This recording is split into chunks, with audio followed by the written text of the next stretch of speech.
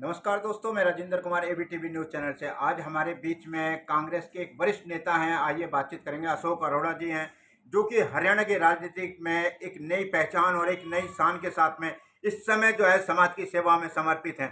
Sir से ही बातचीत करेंगे। सर नमस्कार। सर, सबसे पहले तो मैं आपसे ये जानना चाहूँगा, आप हरियाणा की राजनीति के सबसे बड़े खिलाड़ी हैं और इस समय जो है एक नई रणनीति के अनुसार जो है एक खेल खेला जा रहा है जिसको राजनीति कहा जाता है। राजनीति में इस समय भाजपा को आप कैसे चोट दे सकते हैं? ना तो मैं खिलाड़ी हूँ, मैं तो एक साधारण सा व्यक्ति हूँ। जहाँ तक बीजेपी की मात देने की बात है, बीजेपी ने इतने घोटाले कर रखे हैं, बीजेपी ने जनता को इतना परेशान कर रखा है, रोजगार किसी को मिला नहीं, भ्रष्टाचार बढ़ा और लोगों को इस अहंकार की भरी सरकार ने सम्मान देने की बजाय अपमानित करा। लोग बदलाव चाहते हैं और पूरा हरियाणा आज कांग्रेस पार्टी के साथ है।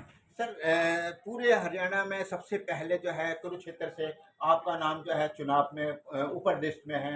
अब कैसे आप जो है इस समय चुनाव लड़ेंगे और समाज को क्या कुरुक्षेत्र की जनता को सौगात देने वाले हैं? देखिए, मैं कांग्रेस का सिपाही हूँ, कांग्रेस के लिए चुनाव में जा रहा हूँ।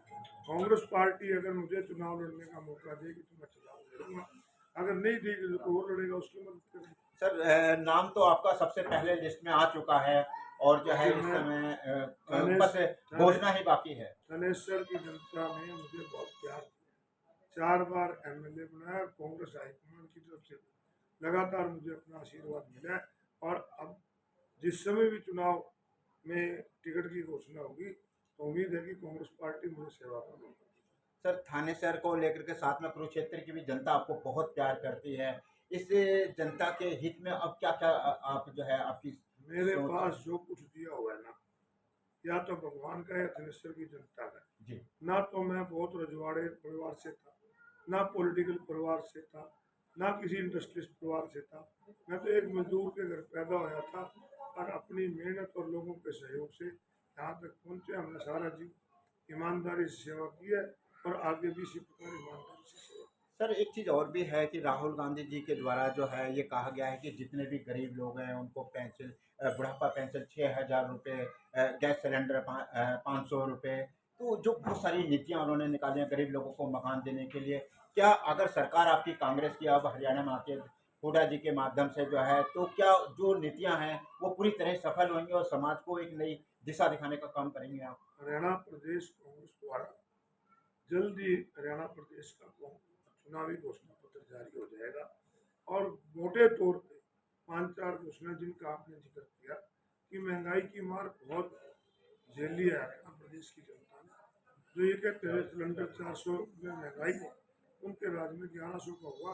तो हमारा फैसला है कि कांग्रेस की सरकार बनने पे 500 से ऊपर सिलेंडर नहीं जाएगा, 300 यूनिट हर घर की बिजली फ्री करेंगे, बुढ़ापा पेंशन 3,000 से बढ़ा के 6,000 करेंगे, एक साल में 1 लाख युवाओं को पक्की नौकरी देंगे और इसके साथ साथ 100 गज के प्लाट बना के देकर उनमें 2-2 कमरे बना के भी सरकार की तरफ से दिए।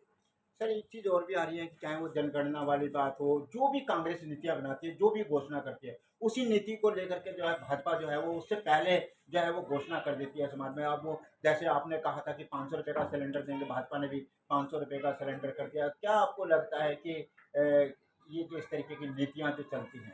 भाजपा घबराई हुई है, कांग्रेस पार्टी के बढ़ते जनाधार से ये घबरा गए हैं। ये घोषणाएं करते हैं, जो हरियाणा प्रदेश का मुख्यमंत्री है ना, ये घोषणा मंत्री है। एक बार एक राजा के घर में एक आदमी चला गया, जी। उसने राजा की बड़ाई करी। राजा कहने लगा भी मैं तेरे को सोने दूंगा, तेरे को सिक्के दूंगा, तो फिर मेरे पास आना। जी। थोड़े दिन बाद वो राजा गया उनके पास, राजा के घर दोबारा गया, तो कहने लगा राजा जी आपने कहा था सोने सिक्के दूंगा, क्या तुमने मेरे कुछ कानों में मेरी बुराई करके मैं कुछ कर दिया था, मैंने तेरे कान कुछ कर दिया, देने लेने कुछ नहीं है। तो इस तरह के अच्छा सर, एक चीज़ जैसे युवा है, इस समय युवा रोजगार से काफ़ी परेशान है, कुछ विदेश भी जा रहा है, तो क्या जब कांग्रेस की सरकार आएगी तो उन युवाओं को रोजगार मिलेगा और आम जन भी? मैंने आपको पहले कहा कि एक साल में 1 लाख पक्की नौकरी देंगे। इन्होंने तो युवाओं का भविष्य खराब किया है, अग्निवीर लिया के और ये कौशल रोजगार के अंदर। ये तो युवाओं के दुश्मन है। जिन युवाओं ने हर मोदी घर घर मोदी करके इनकी की सरकार बनाई थी। आज वही युवा हर कांग्रेस, घर घर कांग्रेस के नारे लगा रहे हैं। सर, आपने अग्निवीर वाली बात करी है। कांग्रेस ने ये भी कहा है कि यदि अगर अग्निवीर जो कांग्रेस की सरकार आती है तो अग्निवीर जो है उसको पूरी तरीके से समाप्त कर दिया जाएगा। अग्निवीर योजना भारत सरकार लेके आई है। जब भी केंद्र में हमारी सरकार बनेगी उसको तो करेंगे, परंतु आज नेता प्रतिपक्ष राहुल गांधी जी बहुत मजबूत स्थिति में है। इस सरकार को भी मजबूर करेंगे कि अपने फैसले वापस लें। सर, जिस तरीके की आपकी बड़ी रणनीति है और एक बड़े नेता, कद्दावर नेता के रूप में आप जाने जाते हैं, तो ऐसे में पहले एक मनरेगा का जो है लोगों को रोजगार मिला करता था। अब वो मनरेगा पूरी तरीके से इस सरकार के द्वारा समाप्त कर दी गई है। तो क्या आपको लगता है कि यदि कांग्रेस सरकार आएगी तो मनरेगा को पूरी तरीके से फिर सुचारू रूप से लोगों को रोजगार मिलेगा? मनरेगा लेकर भी कांग्रेस आई थी और मनरेगा की जो दिहाड़ी है ना उसको भी बढ़ा के 400 रुपये कर। अब करनाल यहाँ कुरुक्षेत्र की जनता के लिए क्या कहना चाहेंगे सर? पूरी जनता से यही कहेंगे कि कुरुक्षेत्र की जनता इस तानाशाही सरकार को हटाने के लिए कांग्रेस के साथ है। धन्यवाद। देखिए, हमारे बीच में अशोक अरोड़ा जी थे, जो कि जनता की सेवा में हमेशा समर्पित रहते हैं, कद्दावर नेता हैं और समाज के लिए हमेशा समर्पित रहते हैं। जनता की भलाई के लिए दिन हो या रात हो वो हमेशा समर्पित रहते हैं। सभी दर्शकों को सादर नमस्कार, प्रणाम, जय हिंद, धन्यवाद।